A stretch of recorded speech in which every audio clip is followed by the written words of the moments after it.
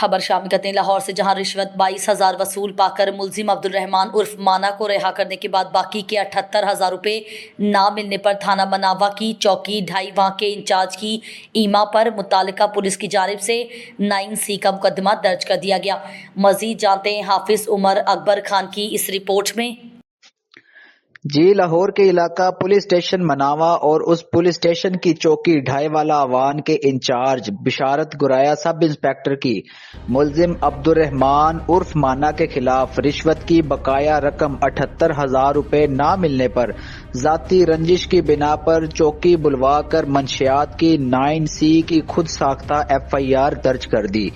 مورخہ 16 نومبر 2024 کو 5 gram ice کے ساتھ ناکے پر پکڑا اور اسے اپنے ساتھ چوکی انچارج چوکی لے جا کر ملزم کی فیملی سے 1 لاکھ روپے رشوت طلب کی۔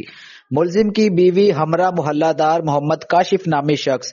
22,000 وصول کیے، باقی رقم پہنچانے پر چوکی سے رہا کر دیا۔ سوشل میڈیا پر رشوت کی خبر چلنے پر چوکی انچارج بشارت گرایا سب انسپیکٹر نے ملزم عبد الرحمان عرف مانا کو میڈیا تک بات پہنچانے پر ذاتی رنجش پر چوکی بلوا کر خود ساختہ منشیات چرس 1440 گرام ڈال کر جھوٹا 9C کا مقدمہ درج کر دیا اور اپنا بدلہ لیا۔